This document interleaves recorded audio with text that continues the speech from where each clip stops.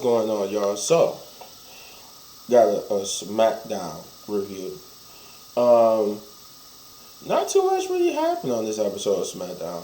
It was still good, but not too much really happened.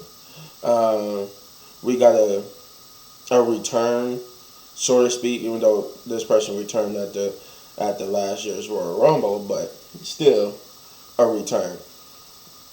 Um, they kicked off SmackDown, which I thought this was going to be like the main event, but they kicked it off with the Usos versus the New Day for the Unified Tag Team Championships, and I was like, okay. Now, I thought this. At first, I thought this was like a promo, but I'm like, whoa, oh, no, they really coming out. Okay, let's do this.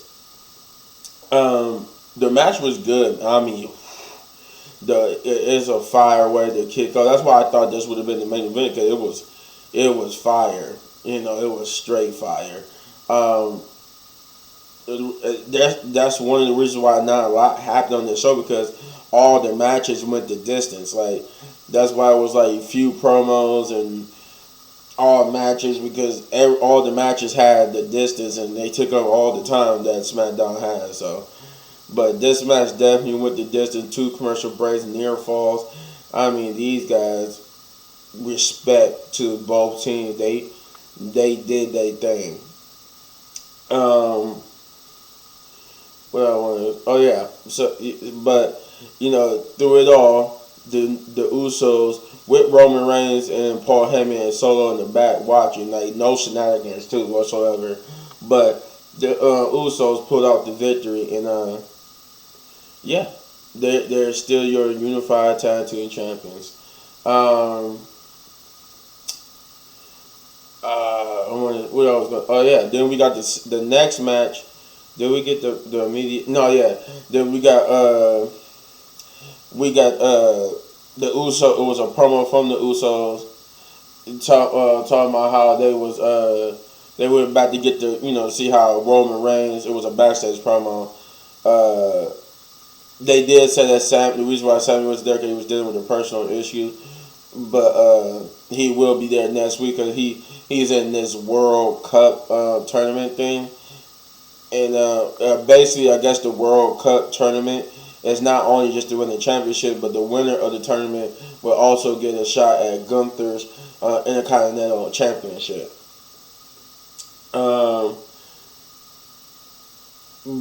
Yeah, the Usos was the backstage promo with the Usos. They went backstage, to get Roman, to see what's Roman Reigns' approval. Roman Reigns basically did approve, talking about, yeah, this is what it feels like to be, the greatest and all that. And since you handle business out there in the ring, now it's time for me to go handle business later on tonight.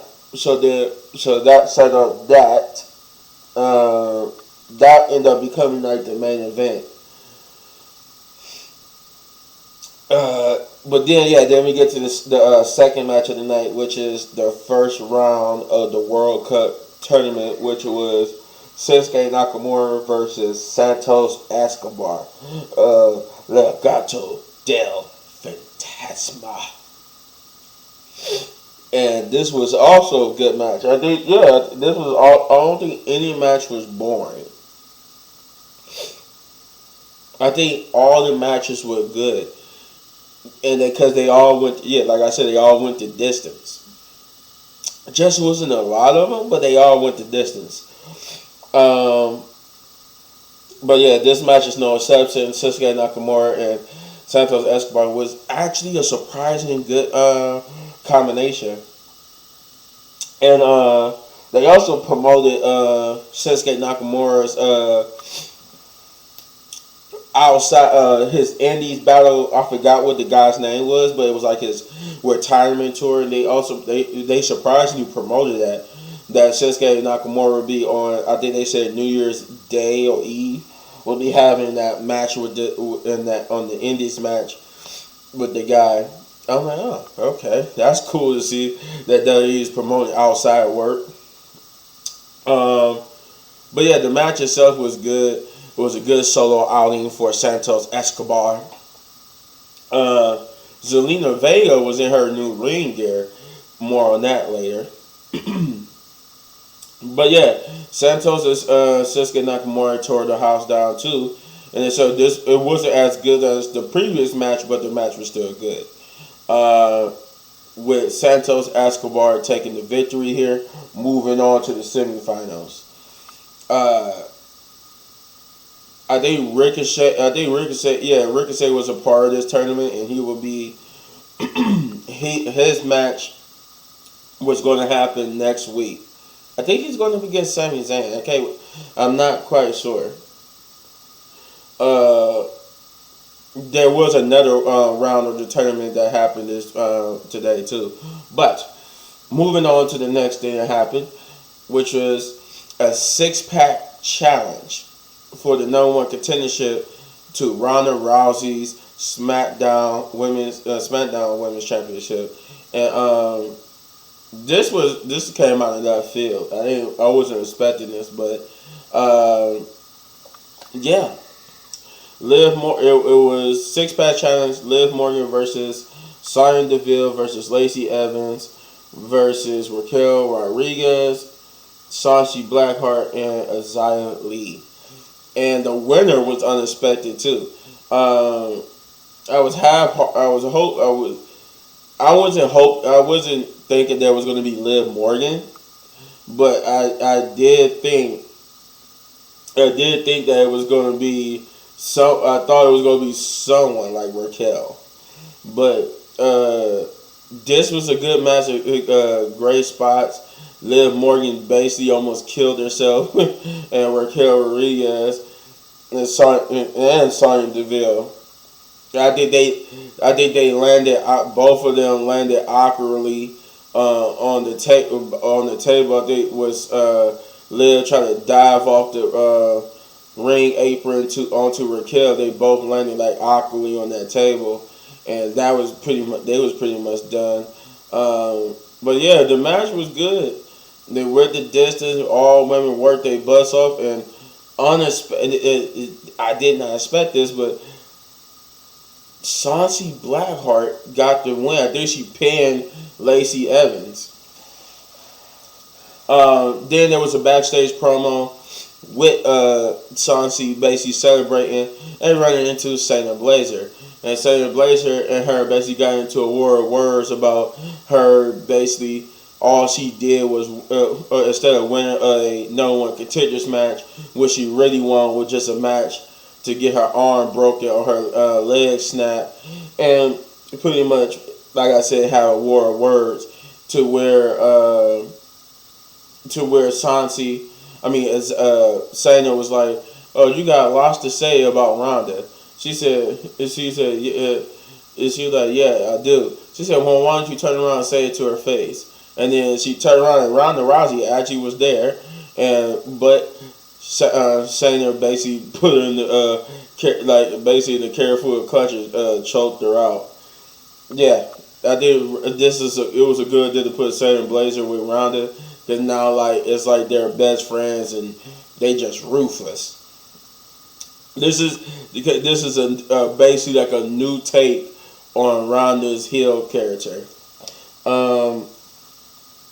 We got the next match in the World Cup, another first round World Cup match, which is Jinder Mahal versus Braun Strowman.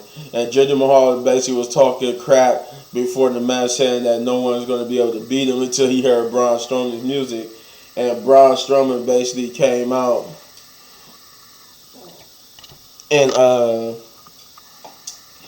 basically said that basically came out and commenced to beating the heck out of Jinder Mahal. He did. I will give Jinder Mahal credit though. He had some surprisingly offense that I did not think he was going to get in, and but yeah, he did his thing. He did his thing. I thought it was going to be like a complete squash match, but no, he got some offense in on Braun Strowman. But in the end, Braun Strowman beat him and move on to the semifinals as well. So yeah, I think it is just Ricochet Gunther. I mean, not Ricochet and Sammy. I think it is them facing each other next week. But speaking of Gunther, he did have a backstage promo with Ricochet, where Ricochet was interviewed saying that how excited he was to be in this tournament and he wanted to win it so he could get back what was his. And Gunther said, "Oh, I heard you say you were saying you wanted to win because you want to get back what was yours. What's yours?" And he pointed towards the Intercontinental Championship. And Gunther said, you haven't had enough of this. I hope you do win, so I can beat you again." But then we had what was supposed to be Zelina Vega versus B-Fab, which was supposed to be next, but they was interrupted by the returning Viking Raiders, and along with them, Sarah Logan. This is the person I was talking about that made their return. Though with Sarah Logan, the question mark is she's returning just as a manager or is she going to be a wrestler? Now, everybody knows Sarah Logan was coming back. This wasn't no big surprise. Just like me and Yim, this was no big surprise that Sarah Logan was coming back. But the fact that the only thing is, it was when it was talked about her possible return to WWE, nobody knew if she was going to be a wrestler or a manager to the Viking Raiders. I mean, they knew if she did return, it would be with the Viking Raiders, but it didn't. Nobody knew if it was going to be as a manager or a wrestler. And from what it could tell, it looked like it's going to be as a wrestler because she wrestled in the Women's Royal Rumble last year, and it looked like she still got it now. So, but yeah, they came and just destroyed both Hit Row and the rest of Legado del Fantasma, while and they even Sarah Logan even destroyed B-Fab, but Zelina Vega got out of there. But the other male besides Santos, Santos Escobar wasn't out ringside, but the other two members of the Legado del Fantasma got destroyed by the Viking Raiders along with Hit Row, the rest of Hit Row and B-Fab, for the Viking Raiders to stand tall. And then the main event, which is the Bloodline. And the Bloodline, basically, they came out to the Roman Reigns to be acknowledged, but to basically uplift for Paul Heyman to praise the Usos and talk about how them and the New Day was the greatest sports rivalry.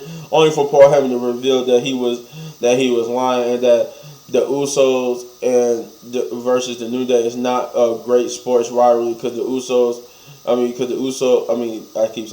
New Day is not on the level of the Usos, and that now that the Usos behind them, the New Day is behind the Usos could go on to break the record. And then Roman, what to talk about, it's not easy to be his cousin and part of this family. And then, but I think he was getting ready to say, as I always ask people to acknowledge me, I think it's time that I think he was about to say, I think it's time that we acknowledge the Usos, but they got interrupted by the Brawling Brutes, who basically came out and said, "We tired of you and the Bloodline. I think y'all run everything. So but now we're back with backup." And out comes Sheamus, and then Sheamus, who they did Sheamus dirty too, because he had a microphone that they forgot to turn on, so the camera crew they realized, oh crap. Because when Sheamus was trying to talk about Roman Reigns, you could tell nobody could hear him because the mic wasn't on. Then they turned it on. Then they used that as part of the promo as he started saying something about Roman. And then Roman was like, "You can't even get the mic to work." And but as Sheamus was basically running down Roman, it was like he was basically about to run down Roman, but they just said forget it and ran in both Ridge Holland and Pete Dunne, or Butch, they ran into the ring while Sheamus was still talking and just initiated the fight anyway. So Sheamus just said forget it, and he got in the ring and started fighting. And then, but the numbers gave us a little bit too much. Then Drew McIntyre came out, and basically it was an all-out brawl from there. And I think this is basically what the team is going to be at War Games, because the rumors is that War Games, that's how that promo ended too. It just ended with everybody with the bloodline brawling with Sheamus, Drew McIntyre, and Butch and Ridge Holland. That's only 4 people. It's supposed to be 5. So I think that the rumors is that it's going to be the bloodline, including Sami Zayn, 5 men on that side, versus the Brawling Brutes, along with Brawling Brutes of Sheamus, Ridge Holland, and Butch, Drew McIntyre, and another opponent. I think that's what the rumor lineup for the Survivor Series War Games match is going to be. Like I said, not much really happened on this show. We got Sarah Logan finally back on the main roster again, though her status as a competitor is up in the air. We got a good opening match with the tag team match. That was probably the best match of the night. And we got some World Cup matches. Other than that, nothing too exciting. I'm going to give this episode on Friday Night Smackdown I'm going to give it a 6 out of 10, just because, like I said, it was pretty much nothing. It wasn't too exciting. Nothing too exciting happened, but still an okay show. But you let me know in the comments down below what you thought of Friday Night Smackdown. And if you enjoyed this video, you know what to do, guys. You hit that button right there in the upper right corner for all of my WWE reviews. And if you enjoyed the video so much and want to support the channel, all you gotta do is hit those buttons. And as always, hit any one of these videos for more of my amazing content. But don't go anywhere, because I got more. Peace.